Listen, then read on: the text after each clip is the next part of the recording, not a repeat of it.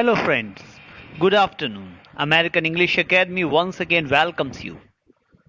In this video session, we are going to discuss some interesting facts about noun number, how nouns are written in singular and plural form. We are going to discuss some interesting facts and the questions related to competitive examinations. But before that, before starting the topic, I humbly request you to subscribe my YouTube channel American English Academy and press the bell icon so that you should receive all the notifications of my upcoming videos, and kindly motivate others to subscribe this channel. Thanks a lot. Let's discuss about the next thing. So students, अगर आपको if you are given an adjective in this form, अगर आपको कोई adjective दे रखा है, for example poor, rich, sick, blind, etc., and you wish to write them in plural form, so you need not to add s. इसमें s या es लगाकर इसको plural कभी नहीं बनाते. जब भी आपको एडजेक्टिव दे रखा है तो एडजेक्टिव को जब भी प्लूरल फॉर्म में लिखना है तो उससे पहले हमें डेफिनेट आर्टिकल द लगाना होता है. याद रखिए हमेशा. Always remember, adjectives are expressed in plural form by adding definite article the before the given adjective. यानी ये जो adjective दिया है इससे पहले द लगाएंगे तब ये plural होगा. ऐस या yes नहीं लगाते कभी भी. Always remember, the poor means poor people, the rich means rich people, the sick means sick people, the blind means blind people, like that. Okay, you can see some more examples given on your mobile screen. The poor and the sick were help, यानी गरीबों की और बीमारों की मदद की गई. Next is the poors and the sicks were help. So which one is correct out of the two? अब बताइए कौन सा correct. Obviously the first one is correct. बिल्कुल पहला वाला करेक्ट है क्योंकि इसमें हमने एडजेक्टिव से पहले डेफिनेट आर्टिकल द का यूज किया है और इसमें एस या एस नहीं लगाया. I think you have understood. Let's discuss the next point. अगर आपको डबल नाउन का रिपीटिशन दे रखा हो तो वो हमेशा सिंगुलर की फॉर्म में लिखे जाते हैं.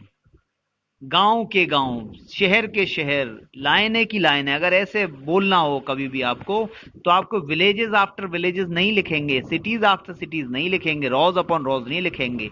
You should write in this form, village after. They are always written in singular form. Village after village, city after city, row upon row. Always remember, students. Let's discuss a few more things. Hope you have understood this. Now I'm going to discuss with you some more interesting things related to the same. Now we are going to discuss about such nouns which are always written in singular form and they are always used in singular form. They are never used in plural forms. Always remember. अब हम ऐसे nouns की बात करने जा रहे हैं. ये बड़े इंपॉर्टेंट नाउन्स है और कॉम्पिटिशन्स में इनसे एक ना एक क्वेश्चन पूछ लिया जाता है. याद रखिएगा, ये नाउन्स हमेशा सिंगुलर फॉर्म में ही लिखे जाते हैं, कभी भी प्लूरल फॉर्म में नहीं लिखे जाते हैं. Okay, always remember. So what are they? Let's discuss. और इनके बाद हमेशा वर्ब भी सिंगुलर ही आती है. याद रखिएगा. For example, advice, bread, butter, chalk, dirt, dust, electricity, food, equipment, furniture. Furniture is very important word. Health, traffic, baggage, breakage, drainage, garbage, hemorrhage, heritage, homage, luggage, postage, percentage, confectionery, cookery, jewelry. Jewelry is also important. Machinery is also important. Poetry, scenery is also important. Stationery, poetry, music, liberty, drapery, technology, greenery, gratitude, maintenance, safety, rubbish, espionage, wastage, breakage, culture, foolery, parking, smoking, status, etc. They are always written in singular form and are followed by a singular verb. ये हमेशा ही singular form में लिखे जाते हैं और इनके बाद हमेशा एक singular verb का यूज किया जाता है. इनको हमेशा सिंगुलर फॉर्म में क्यों लिखा जाता है? याद रखिए, ये हमेशा सिंगुलर फॉर्म में इसलिए लिखे जाते हैं because they are uncountable nouns. क्योंकि ये सिंगुलर अनकाउंटेबल नाउन्स होते हैं और सिंगुलर अनकाउंटेबल नाउन्स और अनकाउंटेबल नाउन्स तो कभी भी प्लूरल में चेंज किए ही नहीं जा सकते. आप जानते हैं ये बात, हम पिछले वीडियोस में डिस्कस कर चुके हैं. Let's see some example. Furniture correct word, furnitures incorrect. Poverty, similarly आप देख सकते हैं, the words are given on your screen. Okay, some more examples are here. Let's discuss them about them. He saw beautiful sceneries in Rajgir. So sceneries incorrect word. Sceneries नहीं होगा, scenery होगा, क्योंकि ये uncountable noun है और uncountables cannot be changed into plural form. Uncountables कभी plural form में jewelries नहीं होगा, jewelry होगा. Okay.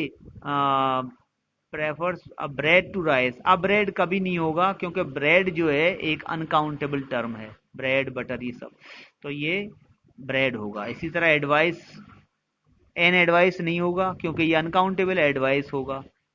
पोइट्रीज नहीं होगा, पोइट्री होगा. Okay, I think and hope you have understood all the things very well. Let's discuss a few more interesting and important things related to the same. Okay, you can see many more, some more examples written on your mobile screen. Okay, they will definitely help you in the coming competitive examinations.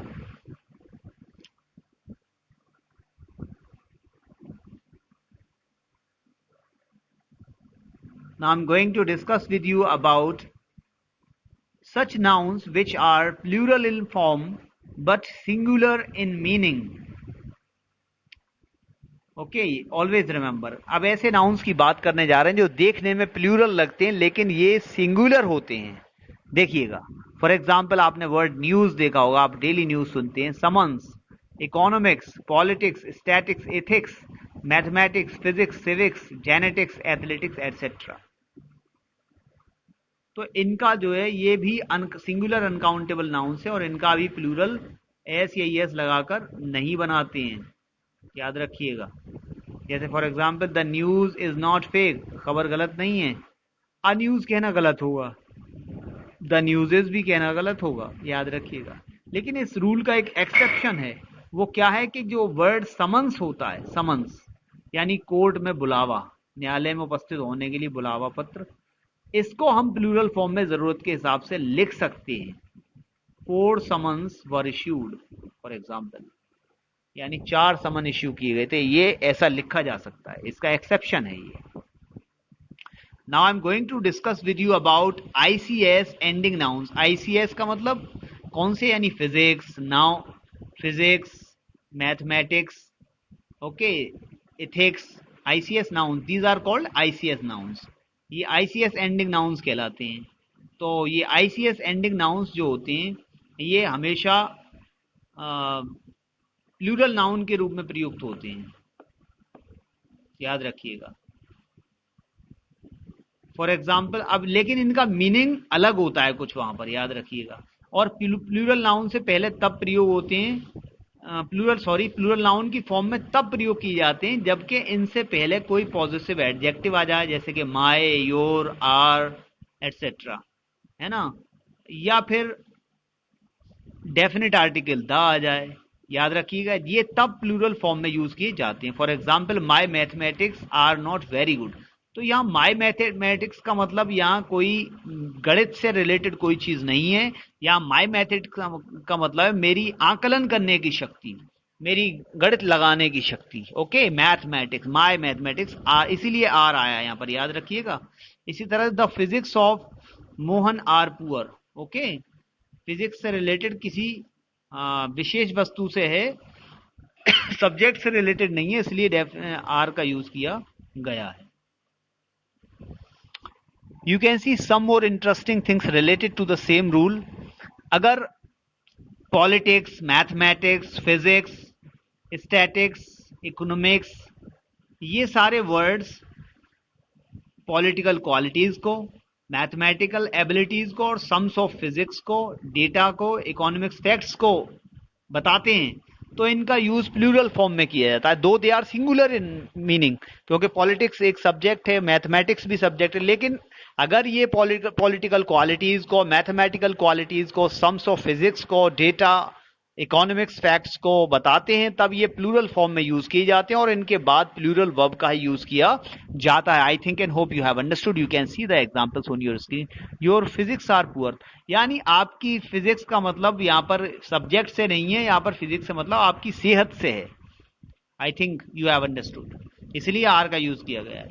Okay, यानी कि ठीक है, sums of physics का हो गया। His politics are dirty. Politics यहाँ कोई subject नहीं है, पॉलिटिक्स का मतलब है political qualities. Okay, think you have understood. और अगर इनको एक सब्जेक्ट के तौर पर यूज किया जाए, फॉर एग्जांपल ये जितने भी आईसीएस एंडिंग नाउन्स हमने डिस्कस किए हैं, पॉलिटिक्स, मैथमेटिक्स, फिजिक्स एटसेट्रा, अगर ये एक सब्जेक्ट के तौर पर यूज किए जाते हैं तो in that case they are always considered singular and are followed by singular verbs. तो उस केस में ये हमेशा सिंगुलर माने जाते हैं और इनके बाद सिंगुलर वर्ब का ही यूज किया जाता है। Let's see the examples. For example, politics is an interesting subject. अब यहां इज आ रहा है, क्यों आ रहा है my friends and students? Politics is, क्योंकि यहां पर एक सब्जेक्ट की बात हो रही है। अब यहां आर नहीं लिख सकते, याद रखिएगा। Mathematics is his favourite subject, तो यहां पर इज क्यों आ रहा है? Because it's considered as a subject, not related to the mathematical quality. ये किसी की मैथमेटिकल क्वालिटी को नहीं बता रहा है, जबकि ये एक सब्जेक्ट के बारे में बता रहा है, इसलिए इसको सिंगुलर माना जाएगा। And it will be followed by and it is followed by a singular verb, इसीलिए इसके बाद एक सिंगुलर वर्ब का यूज किया जाता है। Let's discuss a few more things related to the disease. Students, you are familiar to the names of numerous disease. बहुत सारी बीमारियों के नाम आपने सुने होंगे। And these disease, though they are in plural form, okay, but they are uncountable, they are singular uncountable nouns, and they cannot be preceded by indefinite articles or an. They are always considered singular and are followed by singular verb. तो ये जो बीमारियों के नाम होते हैं ये हमेशा सिंगुलर अनकाउंटेबल नाउन के रूप में यूज किए जाते हैं और सिंगुलर माने जाते हैं, और इनके बाद एक सिंगुलर वर्ब का यूज किया जाता है। फॉर एग्जाम्पल, मीजल्स यानी खसरा, आप जानते हैं खसरा एक बीमारी होती है। Rabies, German measles, rickets, mumps, diabetes etcetera, ये सब सिंगुलर अनकाउंटेबल नाउन्स है और इनके पहले कभी भी ए और एन का यूज नहीं किया जा सकता, और ये हमेशा ही इनके बाद एक सिंगुलर वर्ब का यूज किया जाता है। I think you have understood everything. इसी तरह से स्टूडेंट्स, खेलों के नाम होते हैं। खेलों के नाम भी हमेशा सिंगुलर अनकाउंटेबल नाउन्स के रूप में माने जाते हैं, though they are, for example, draughts, billiards, darts, dominoes, ये सब प्लूरल फॉर्म में लग रहे हैं आपको, but they are singular in meaning students, okay. And they are not only singular, they are singular uncountable nouns and can never be preceded by indefinite or definite article. इनसे पहले ना तो कोई indefinite article आ सकता है ना कोई definite article आ सकता है, ये हमेशा singular होते हैं और इनके बाद एक singular verb का ही यूज किया जाता है, याद रखिएगा। देखते हैं, billiards is played by women, तो बिलियर्ड्स के बाद इज क्यों आया स्टूडेंट्स? इसलिए आया क्योंकि बिलियर्ड्स एक गेम का नाम है और एक सिंगुलर अनकाउंटेबल नाउन है, okay. I think you have understood everything. You can see some more examples on your mobile screen and can note them down in your notebooks and keep revising all these things time and again, at least once a week. कम से कम week में एक बार इन चीजों को आप revise कर लिया करें और इनको अपनी डायरी में नोट करते रहें, और एग्जाम से पहले रिवीजन में आई think and hope it will help you a lot. इसी तरह से इनिंग्स वर्ड होता है, इनिंग्स एंड गैलोज। गैलोज क्या होता है कि जिस व्यक्ति को फांसी पर चढ़ाया जाने वाला होता है उसको गैलोज कहा जाता है। इनिंग्स तो आप जानती हैं, मैच में इनिंग्स होती हैं। इनिंग सिंगुलर फॉर्म में कभी नहीं लिखी जाती है, याद रखिएगा, ये प्लूरल फॉर्म में ही लिखी जाती है, लेकिन इसका ये सिंगुलर ही मानी जाती है और सिंगुलर वर्ब का ही इसके बाद यूज किया जाता है, बट लिखी ये प्लूरल फॉर्म में जाती है। इस तरह गैलोज होता है। You can see the first innings is not over, is क्योंकि ये सिंगुलर है इसलिए इज आ रहा है, though it is plural in form, हालांकि फॉर्म में प्लूरल है। A gallows has been erected, अब देखिए हैज आ रहा है, a gallows has been erected यानी फांसी पर चढ़ाए जाने वाले व्यक्ति को लंबवत खड़ा किया गया है, okay. So hope you like this video. Kindly press the like button, express your opinion writing some comments in the comment section about the improvement of the video, about the growth of the channel, and what kind of videos do you want. You should also mention all these things in the comment sections.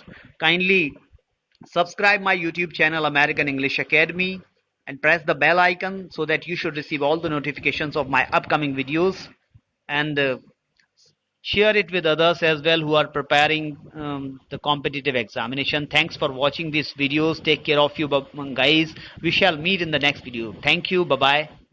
Best of luck.